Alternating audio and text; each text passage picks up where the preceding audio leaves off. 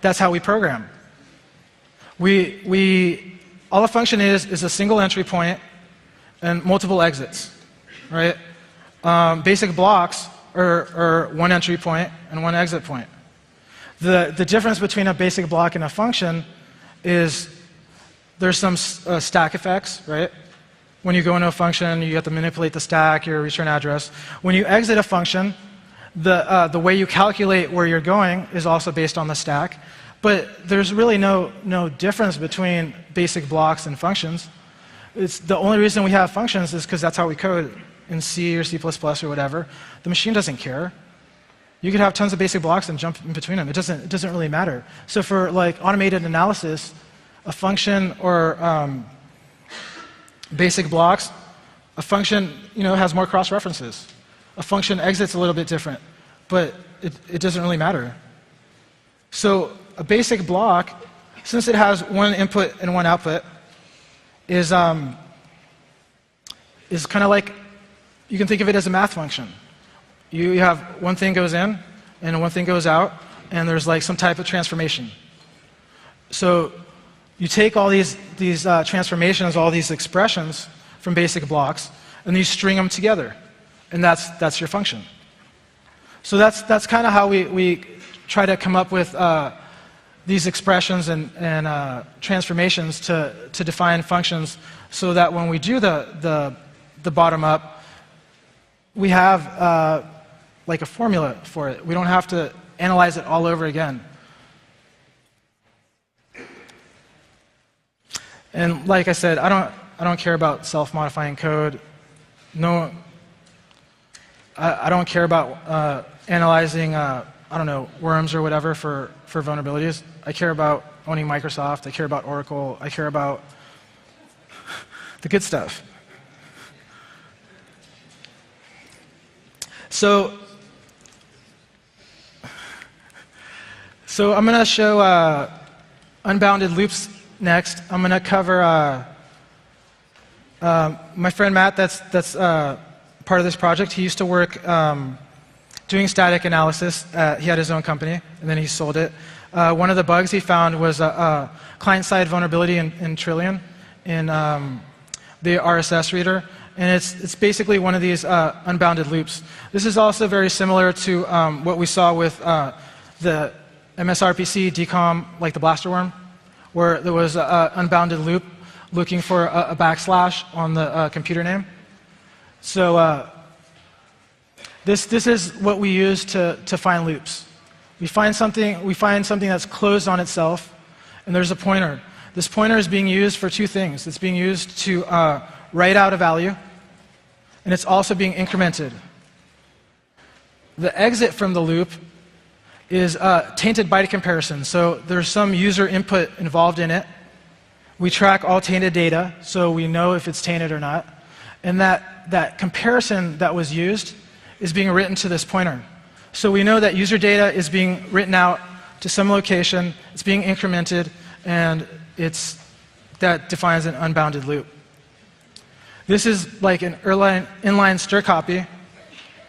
Lots of compilers will do this instead of calling a library function. You save having to write stuff out onto the stack. You save having to do return, like all kinds of stuff. So this is an unbounded loop. It writes from the source to the destination. And once source is null or 0, then the expression is going to be 0, and it's going to exit from the while loop. So let me show you I can show you the Trillian vulnerability in IDA. So here's the entry to the loop. That's the top where it comes in. What it's doing here is there's a receive call. It's reading 1 byte at a time.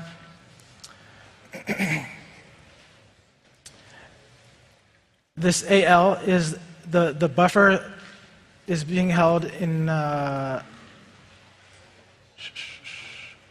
It's really hard to read sideways, but the buffer holds the 1 byte. It's being written to AL. Then AL is writing it to this combination of a base and an index pointer.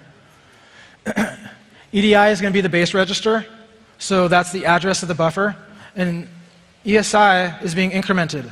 So this is the thing that I was talking about, that what we're using to write with is being incremented. And then we come down here and we see that the value we're writing with is being used as a comparison to terminate the loop. So what's going on here is this loop is going to keep on receiving until it gets a new line. And it's writing it to EDI. If we trace up where EDI is coming from, EDI gets set here. This comes up from, this is being passed, this is an argument, it's a pointer. If we trace it back, this is where it's being passed.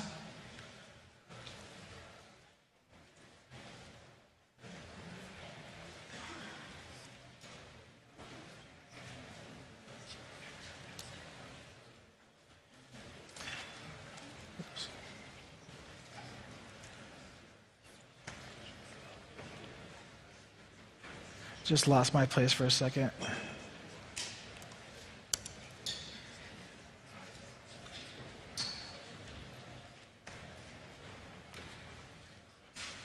This is the stack buffer is part of the local stack for that function. It's the it's a local variable. I think it's like 800 bytes long or something. But so you're going to this function. You're passing a pointer to a stack variable. This is why you need to do inner function value tracking, because if we were only looking at that function, we wouldn't know if that was where that was coming from, if that was a certain size, or if it was being controlled somewhere else, or what it was about. That's why inner function value tracking is so important. So this is an exploitable vulnerability. It was a client-side attack. I don't know if this was reported to Trillian. They said that, I believe on this one, that they said that it was unlikely that someone would have a fake RSS server trying to exploit a client side. So it's been reported. I don't know if it's been fixed. You can go ahead and check your latest version of Trillian. Before I forget, let me...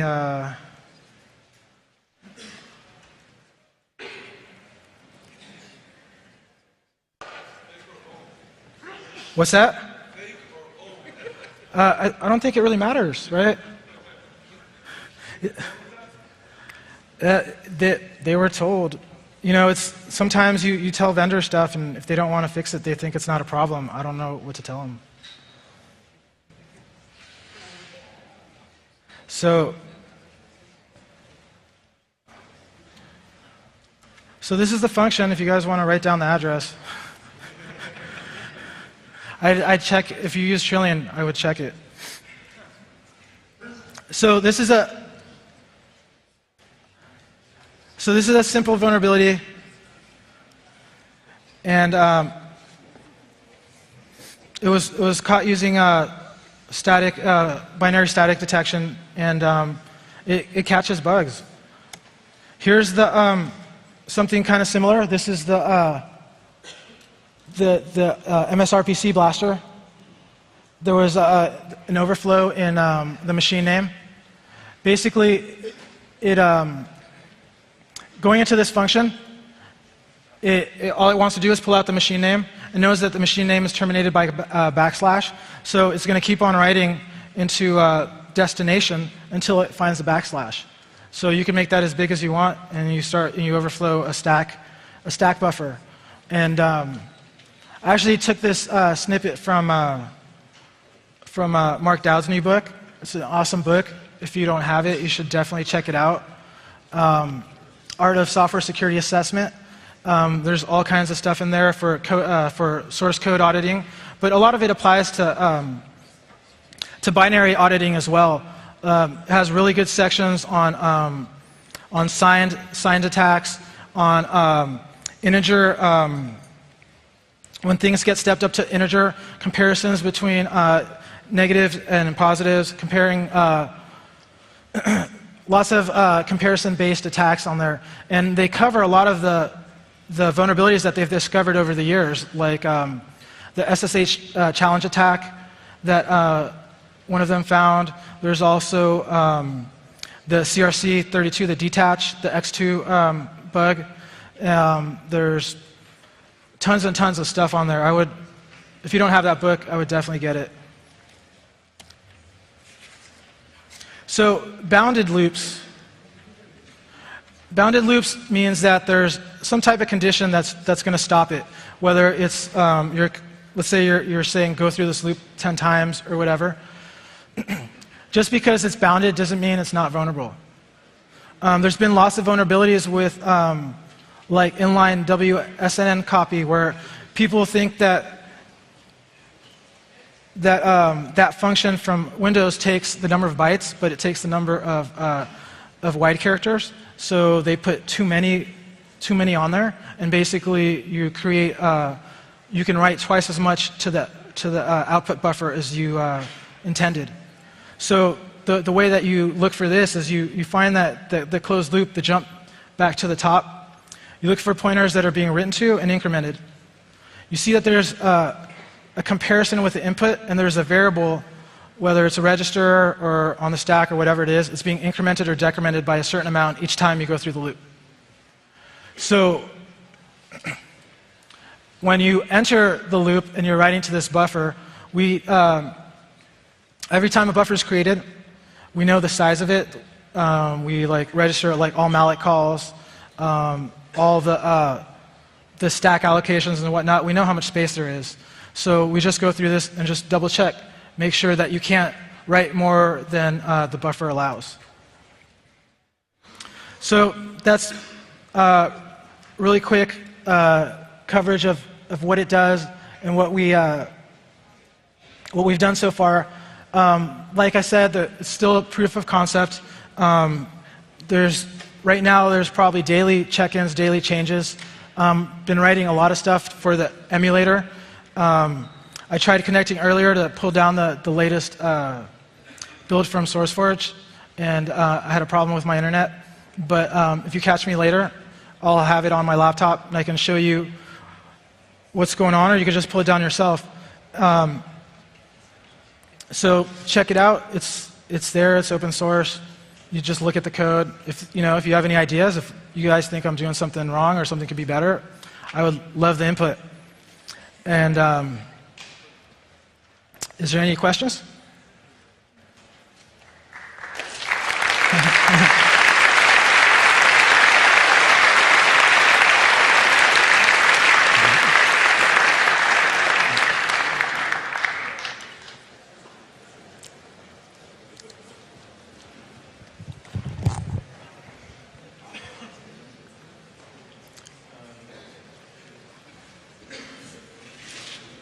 Keine Fragen? Well, I guess I answered everyone's questions in the talk, huh?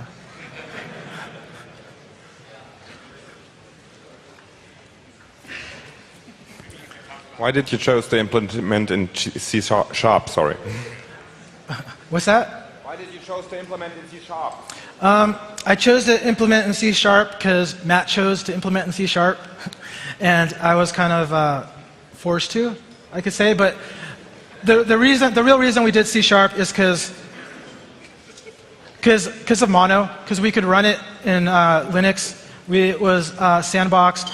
The other choices we had was like a scripting language like Python or Ruby, or and I don't know. I kind of didn't want to do that. Go ahead. Another question. Did you run into any bugs that changed when you started to observe them? Any bugs that changed? Changed behavior. So you ran the program like normal, it behaved differently than when you ran it through your program? Honestly, the code is so proof of concept that we're not at that level yet. Okay, thank you.